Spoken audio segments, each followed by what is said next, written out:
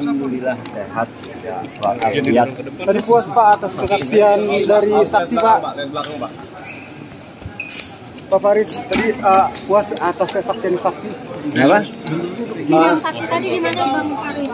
Menurut saya ya, menurut saya mungkin saya belum bisa memberikan keterangan yang relevan ya. Kacamata awas. Kayaknya relevannya setelah tuntutan deh, gitu ya. Baru bisa ada tanggapan gitu. Kalau sekarang baru pemeriksaan kayaknya masih saksi-saksi. Alhamdulillah aktivitas normal, olahraga, baca-baca. Ayo hati-hati pelan-pelan. Ibadah. Keluarga hari ini hadir nggak? Ada istri saya Oni. Soal menjenguk ya Bang? Iya, sekarang ini. Abang pintu ini nggak kelihatan jalannya bang. Nanti yang Faris jatuh nanti.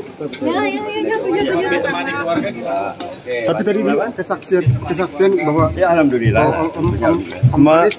Saya mengucapkan terima kasih atas support baik teman-teman media khususnya dan semua pihak, keluarga, teman-teman komunitas, sahabat-sahabat dimanapun berada. Terima kasih, alhamdulillah. Insya Allah sih baik-baik aja.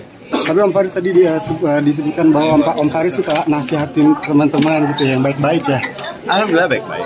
Nggak masalah. Apa tujuannya Om Faris Dia menyambut baik. keluarga masih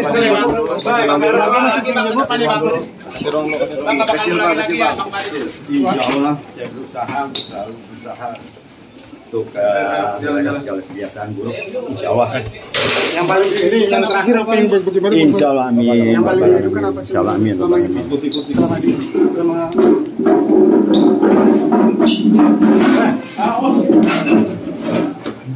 apa yang paling dirindukan Om Faris selama di dalam Om? Aman aja, aman. Ya, makasih banyak ya semua. Mas Faris. Om Faris. Cukup ya. Iya bang, makasih ya bang. Tidak, oke. Seperti apa tadi kan jadwalnya adalah kesaksian dari Ya pertama-tama kita harus izin dulu ya dalam soalnya ini kameranya TV semua ya. Jadi kita Jadi tadi pertanyaannya Pak. bagaimana persidangan hari ini? Oh ya Pak, persidangan hari ini itu adalah mengenai pihak terdakwa mengajukan saksi-saksi yang meringankan, yaitu dua anggota saksi yang meringankan, dua orang saksi yang meringankan. Dua-duanya ini adalah teman terdekat dari Faris RM. Ya, dua-duanya berprofesi sebagai musisi, di mana satu band, satu kelompok dalam menciptakan karya-karya lagu Faris RM.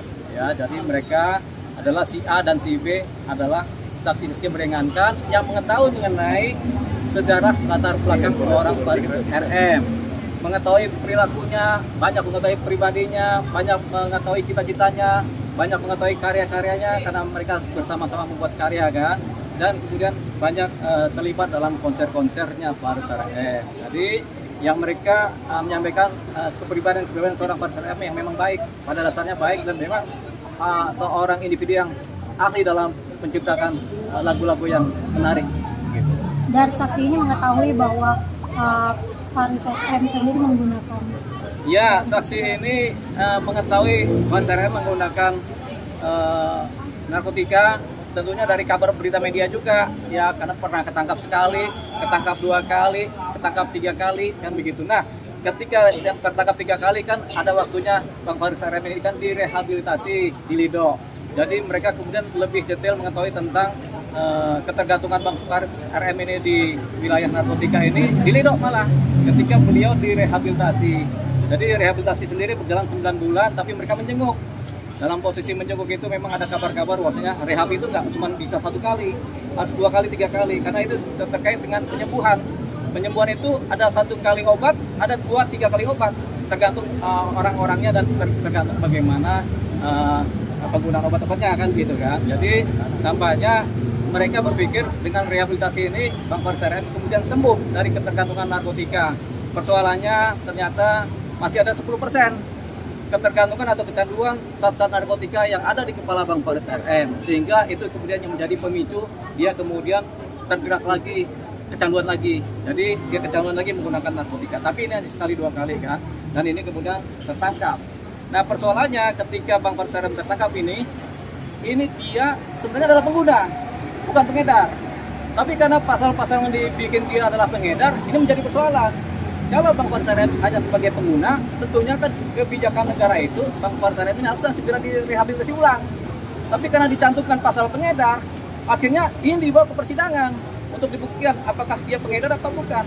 Ternyata setelah kita mengikuti persidangan, tidak ditemukan fakta-fakta dan bukti-bukti yang menyatakan seorang Faris RM adalah sebagai pengedar. Memang di saksi-saksi tidak ada, bukti-buktinya juga tidak ada, karena bukti yang ditemukan cuma 0,89 gram sabu-sabu. 0,89 gram itu di bawah 1 gram. Kalau orang mengedarkan itu 50 gram, 100 gram, 1000 gram, yang biasanya tertangkap pada besar itu pengedar. Tapi seorang Faris RM hanya sebagai pengguna. Harusnya ini bisa dijadikan landasan, apalagi sudah ada kronologis Bang Faris RM ini adalah memang kecanduan. Harusnya kan setelah ketahuan dia menggunakan, segera pihak penyidik atau penyelidik itu kemudian mengajukan permohonan rehabilitasi terhadap seorang Faris RM supaya rehab kedua. Tapi ini tidak, ini kemudian dibawa ke persidangan saat ini hanya karena kepikiran jangan-jangan dia adalah pengedar.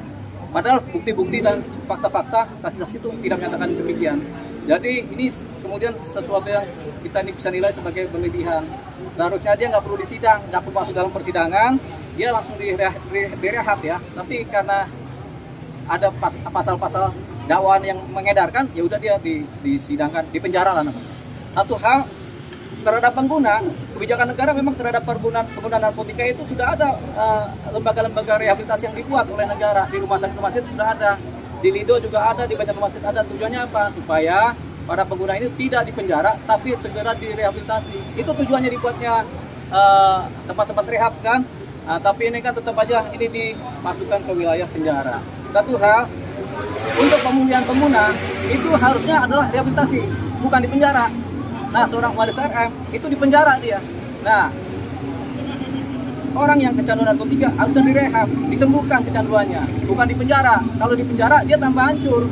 Begitu, ini yang sedang kita perjuangkan supaya dalam persidangan berikutnya dengan saksi-saksi ahli yang ada ke depannya dan kemudian dalam pledoi kita minta supaya seorang Faris RM ini kemudian dimohonkan untuk direhabilitasi ulang.